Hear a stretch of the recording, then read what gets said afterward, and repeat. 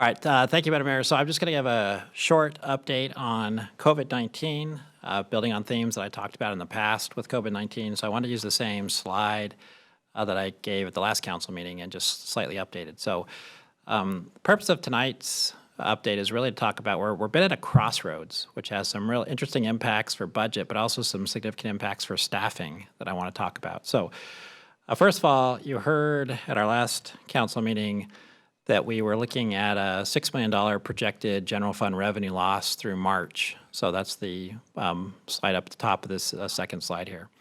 What you're going to hear at the council retreat on the 28th, and was included in the packet, is that David Goldman, our Deputy Finance Director, is doing sort of two scenarios of forecasting through the end of 2020 and beyond, and he's using several generally accepted Government Financial Officers Association projecting curves, or Vs actually, for that. So in one scenario, that projected shortfall through the end of the year for the general fund is estimated right now at about $10.8 million. The reason that says a 24% revenue loss is it's only related to things that are not property tax. So these are funds like sales tax and business license fee, things that are sort of discretionary and significantly impacted by what's going on with the COVID closures.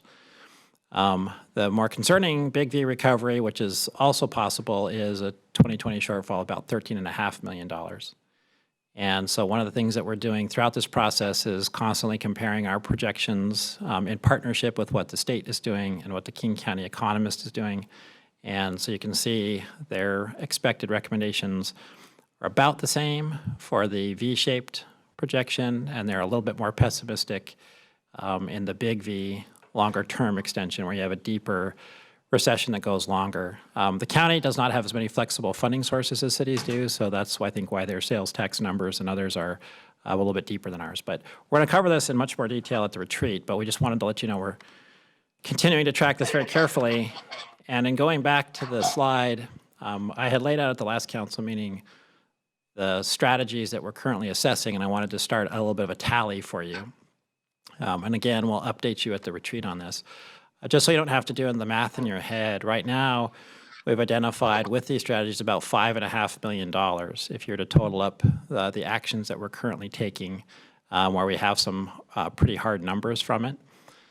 You can see there's a lot of things that are still in progress, such as identifying what we have left over from 2019.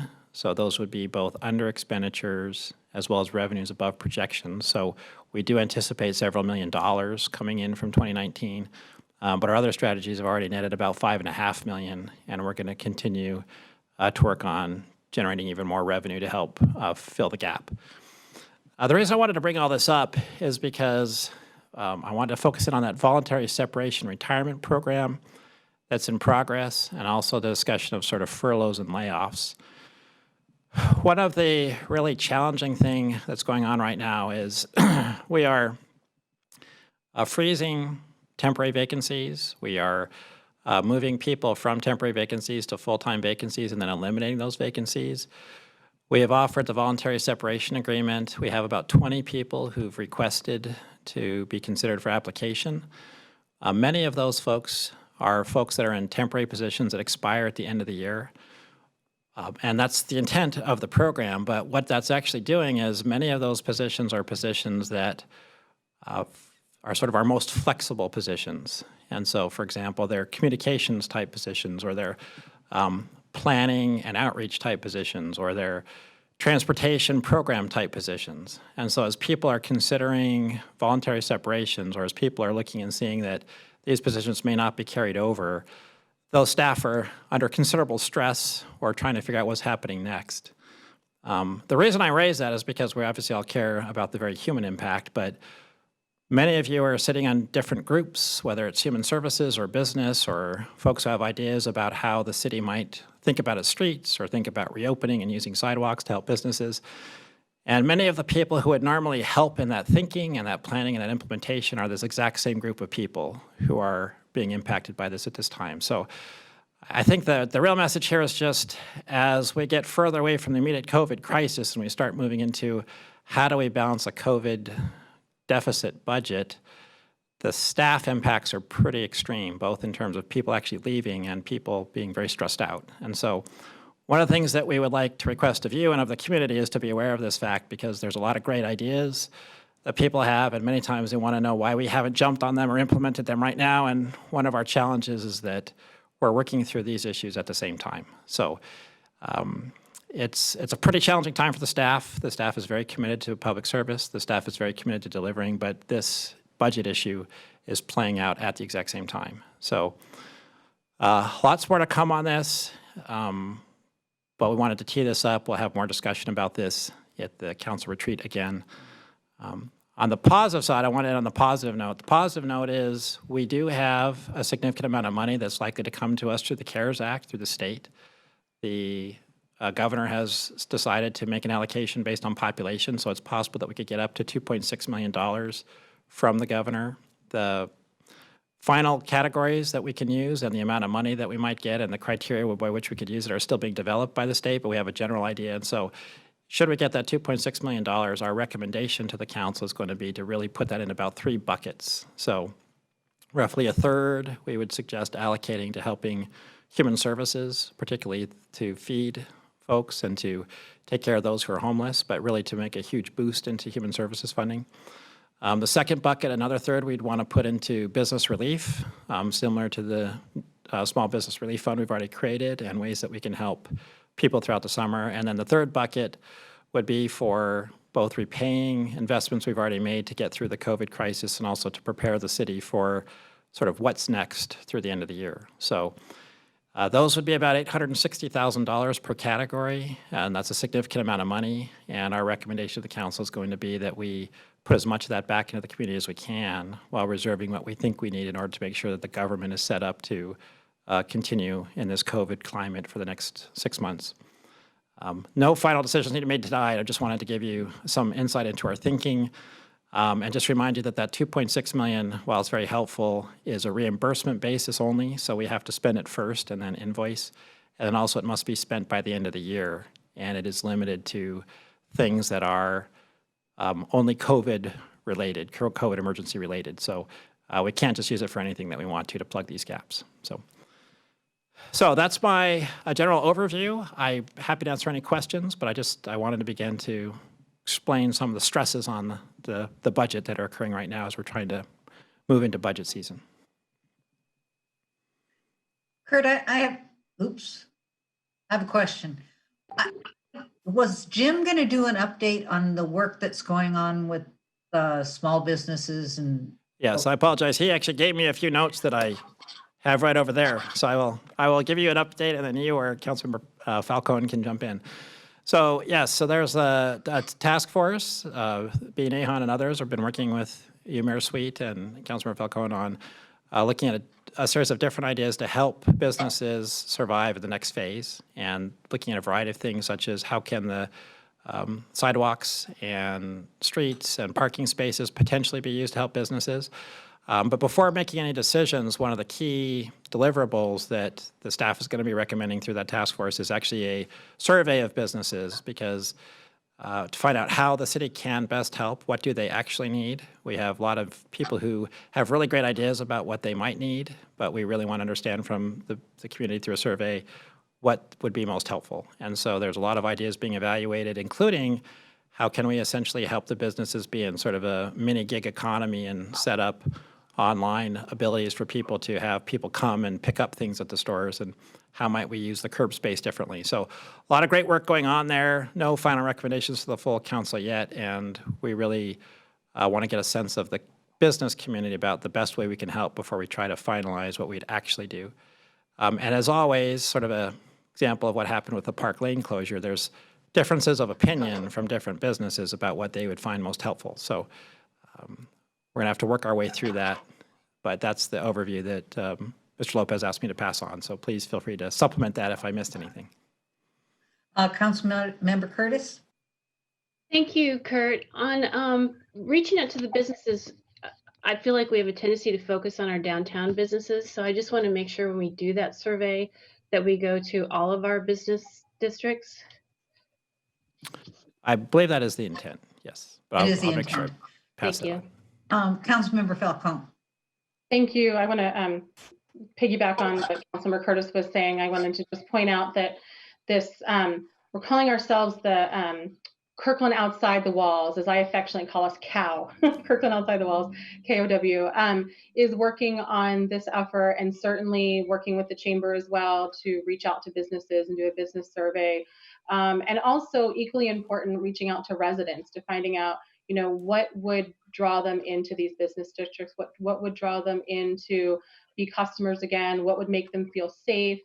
And also as a part of this effort, we think that it goes hand in hand with allowing for using outdoor space to help people feel connected safely during this time as well, right? To allow for more pedestrian safety if folks can, as we're seeing fewer and fewer people are out on the streets right now, more people than ever are walking and bicycling in our city, which is fantastic. And so we're looking for ways that we can utilize that to help support our businesses, right? That folks can walk or bike to businesses to support them. And so that's really important. And we're also focusing on making sure we have diversity, both geographic diversity, but also diversity in type of business, in business ownership, that we have an equity lens and that we're inviting the perspectives of women and minority business owners in our community as well. That's also a priority and a value shared by those on this task force. So I'm really excited about the work. I'm really excited for what plan the group will put forward to propose to council. So thank you. Thank you. And just as a member of the group, you know, I have to say I'm really pleased to have Amy on this group, because we've been talking about questionnaires and there is nobody I know who can get us, you know, better accountability in our questionnaires than Amy can. So we're planning on actually 2 separate questionnaires with the 2 different directions that she's described. It's not fast moving work at this point, but it's exciting to be part of. And I think now I've got Deputy Mayor Arnold. Thank you, Madam Mayor. Given that the city manager mentioned that the CARES Act funding is reimbursement, and I think about those 3 buckets. While we have taken action to provide some additional funding for human services, in the small business relief realm, the fundraising has been private. And the chamber is raising money for the Chamber Foundation right now, where they're hoping to get another match out of big corporations. And I wanted to see if there was council interest in the city making an immediate contribution to the Chamber Foundation for the Small Business Relief Fund. So we would have something to reimburse and also something that would be within this match window that the chamber is raising for. So I'd like to move that the council direct staff to bring back a resolution to allocate $30,000 from the council contingency for a contribution to the Chamber's Small Business Relief Fund. Second. It's been moved by Deputy Mayor Arnold, seconded by Councilmember Curtis, to have staff come back with whatever paperwork too. 30,000. Madam The council Mayor, contingency. it was Councilmember Falcone. Oh, it was. I'm sorry. You guys moved too fast. I know. sound a lot alike. It was like Jeopardy. She beat me to it. So Okay. So moved by Deputy Mayor Arnold and seconded by Councilmember Falcone. Have staff come back with an adjustment to council contingency fund of $30,000 to the Small Business Relief Fund. Discussion. I just want to thank Deputy Mayor for coming forward with that. I think it's really important that as we go out into the private community and the business community and raise money, that the council also makes a contribution to this fund. So thank you. Thank you. Councilmember Pascal. Thank you, Madam Mayor. I wanted to build off of Councilmember Falcone's comments around the task force. You know, also looking at some of the different things that are happening throughout the city regarding transportation. And I know that even tonight we received a few comments from some individuals asking to look into different things that we could do to, you know, promote and encourage and provide safe facilities for the increase in pedestrian walking and biking activity we've seen throughout the community, related to this. But I'm also cognizant of the fact that, as the city manager said earlier, that we have limited resources, and we don't have those type of resources that the Seattles and the Bellevues and Tacomas have to be able to do some of the healthy street initiatives. But it seems like this task force, though, would be just a great forum to vet and to have a discussion about some of these ideas that are coming up from some in the community, to really look at how we're using public spaces outside the walls, right? For the cow. So I was just hoping that that could maybe be a forum that also kind of considers those type of things, so that folks that are raising those issues kind of can hear, all sides, all those different issues that we have to think about when we're considering, you know, limiting parking or reserving a shoulder for pedestrian bicycle use or closing a street or what have you. I mean, there's lots of things to consider, and it just seems like that would be a really great forum for those type of discussions. So I hope that we can encourage those folks like in Kirkland Greenways and others to be part of that that task force and consider some of those ideas. Thank you. Thank you. Any further discussion? It's been moved by Deputy Mayor Arnold, seconded by Councilmember Falcone. Have staff come back with, what's the word? $30,000 in council contingency. Council contingency, $30,000 next meeting. Clerk, will you please call the roll? Councilmember Nixon. Yes. Councilmember Black. Yes. Councilmember Curtis. Yes. Councilmember Falcone. Yeah. Councilmember Pascal. Yes. Deputy Mayor Arnold. Yes. Mayor Sweet. Yes, the motion passes.